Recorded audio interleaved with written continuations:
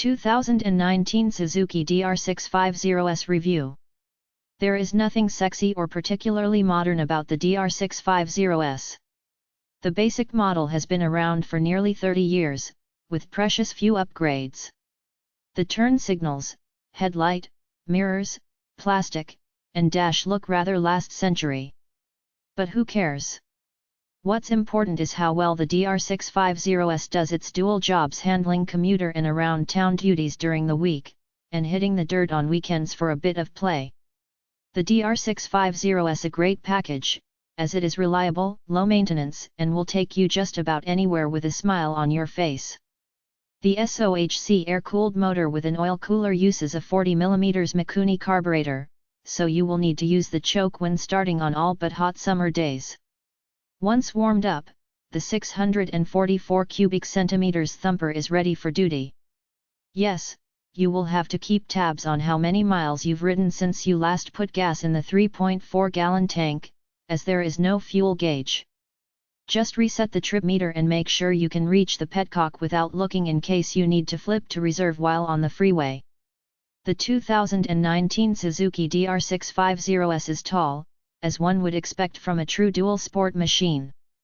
The standard 34.8-inch seat height is too big of an ask for me, especially in the dirt.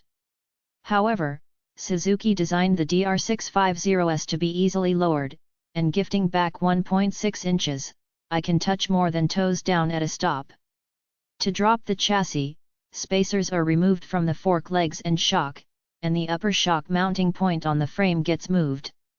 Suspension travel is lowered to 8.7 inches at both ends, compared to 10.2 inches in the standard configuration.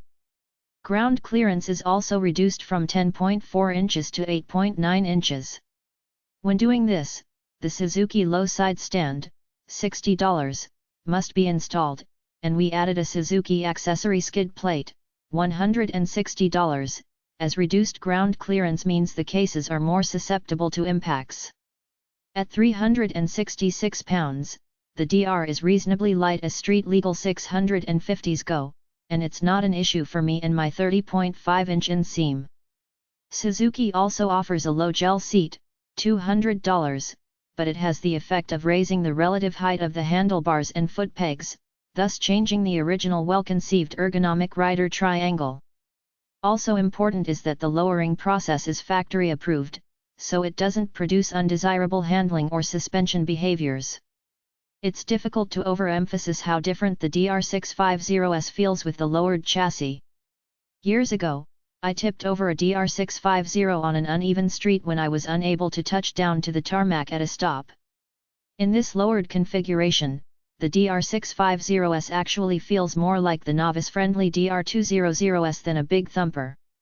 Dual sport bikes make great commuters, and the DR650S is no exception. The upright ergonomics and taller saddle, even with the lowering kit, give me excellent visibility when I'm mingling with four-wheeled traffic, and the long travel suspension takes care of the poor road conditions both on the surface streets and freeways.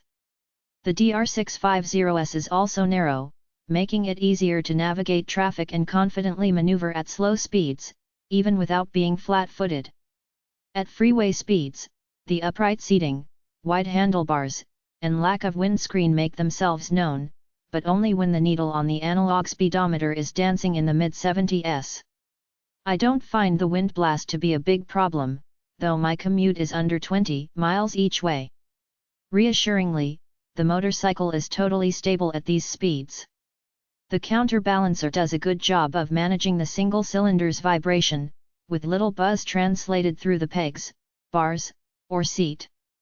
The sensible square mirrors as vintage as the Speedo reflect a sharp image at almost all RPM. The Bridgestone Trail Wing tire combo handles the diamond-grooved freeway surface surprisingly well with their semi-knob tread pattern. So, even though the DR is too narrow in the tank area for me to get a good grip around with my knees, I feel totally secure on the motorcycle. It does not wander or feel vague at speed.